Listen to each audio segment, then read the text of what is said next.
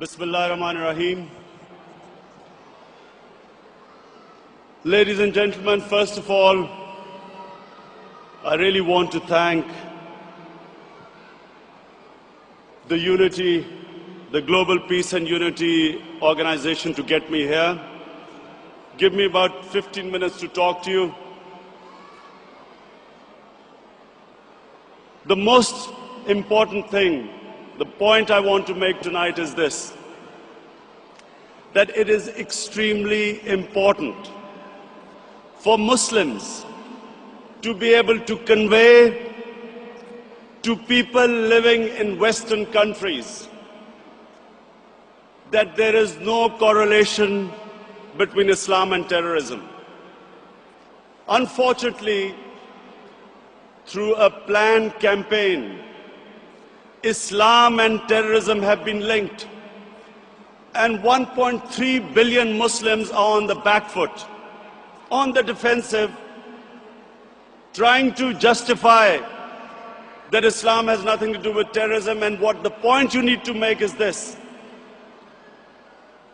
that according to the Holy Quran, 124,000 messengers of God were sent on earth, all of them with one message.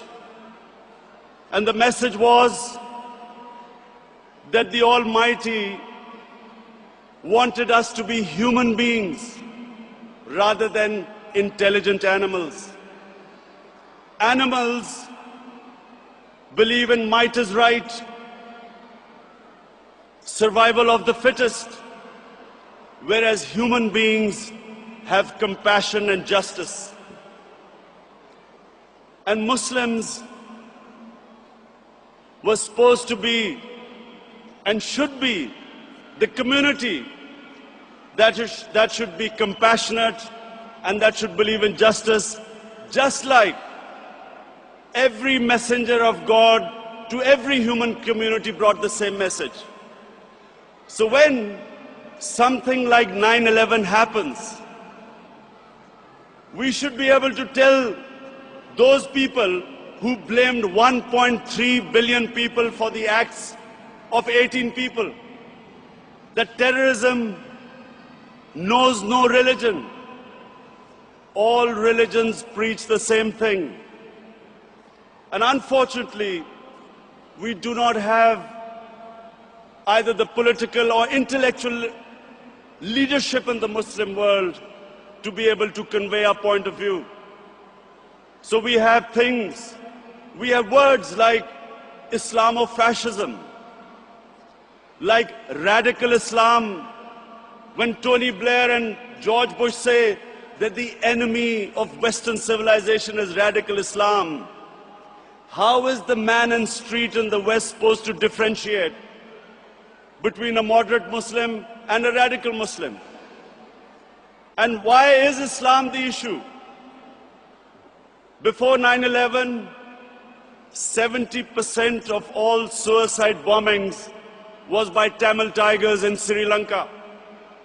No one ever blamed Hinduism for what they were doing. No one ever said that tell the Hindu priests to tell them that suicide bombing is not part of Hinduism. So why were we on the defensive? How is suicide bombing anything to do with any religion? And unfortunately, because we did not have the leadership, and because sadly in the Muslim world, there were people who played along the game, called themselves moderate Muslims. We had military dictators, in order to get Western support, called themselves enlightened moderates, perpetuating this image that perhaps it's something to do with Islam or radical Islam. All human communities have moderates, have liberals, have conservatives, and have fanatics. Islam also has its fanatics, but the moderate majority is always liberal, because our religion preaches, our religion accepts other communities and other religions. We all know that Islam believes in plurality. Muslims have lived with other religions. We have lived with Hindus, we have lived with Buddhists, we have lived with Jews, Christians. We accept, as the Quran says, Allah says in the Quran that it is through His will that we are distributed in different communities. It is through Allah's will that human beings are distributed in different religions and communities.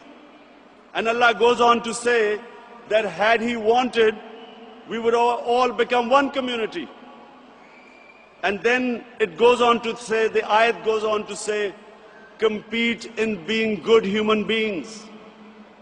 So we have a religion which preaches plurality. We accept other religions. Nowhere does Allah tell us to convert everyone to one monoculture or mono-religion. And all we are asked is to be better human beings, compete in being better human beings.